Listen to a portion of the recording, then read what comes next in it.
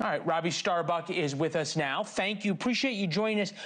I don't know about you, but what I've been most struck by throughout your campaign, I've been following it. You went after Tractor Supply in the beginning. They sort of issued this mea culpa, is the lack of pushback from the diversity is our strength folks.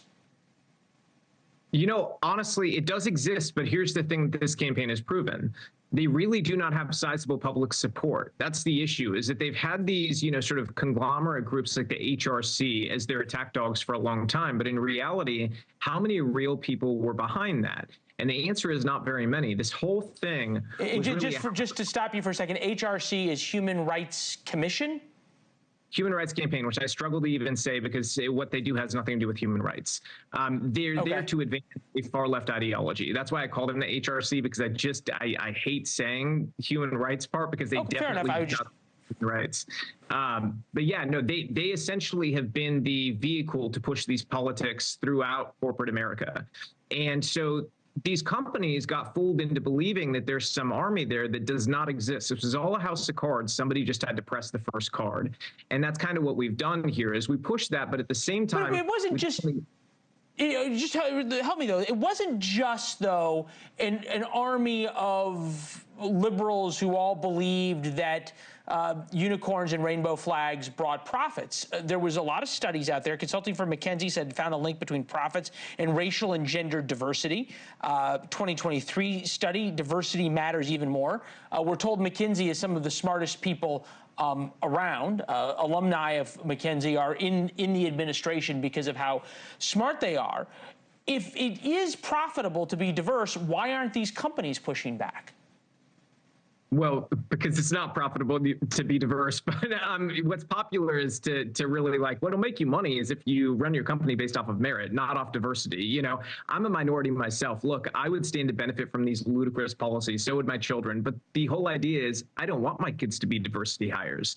I want my kids to be hired based off of merit, not because their family's Cuban. Okay, I think that's something we should all be able to agree on because it's really the bigotry of low expectations. What DEI is telling my kids is you need a boost because you're not as good as a kid who, is, let's say, Scottish, their mom's Scottish, it's like, that's ridiculous. Life should be predicated off of the work you put in, not your skin color, your ethnicity, or your sex. And I think that should be a very basic concept everybody can get with. Okay.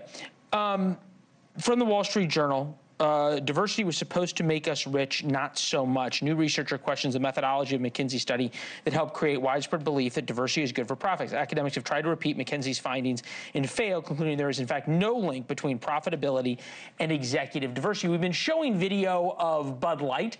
I think that's because this was sort of the first pushback, right?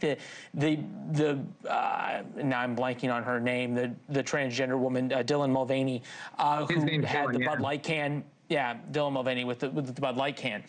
That was sort of the first. Was that the first card here? And then you figured out that there is this group of Bud Light drinkers, Tractor Supply buying, Lowe's shopping individuals who didn't really realize how, and I'll use this pejoratively, but woke the companies they were buying from was? Well, the Bud Light thing was an accident, but I do have to say about the McKinsey thing, referencing them as smart. I think the people who have spread that rumor are people who were from McKinsey before. I don't know that rumor is true. I find them to be very unimpressive people. But, I really think that the Bud Light thing taught us a few things, and it was that we have power together, and we need to learn to organize the way the left has to create real change. And that organization is something that was missing from the Bud Light piece, though. You had the numbers, but not the organization, not the direct, calls to action. And so that's what we changed, is we said, the number one PR strategy that there is to say, let's wait for this to blow over. So we need to build a strategy that is predicated off of not blowing over. And a byproduct of that is, you've got this group of people that is engaged with this on a day-over-day basis. And so you don't miss people, because sometimes if I do a story today, some people are going to miss it today. But if I continue with the story tomorrow and the next day and the next day, you're going to get those people you missed on the first day.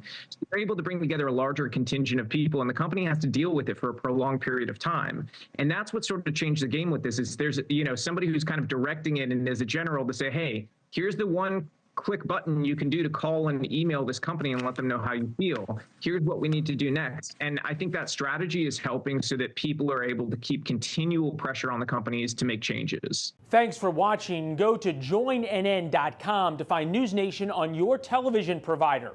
And don't forget to click the red subscribe button below to get more of NewsNation's fact-driven, unbiased coverage.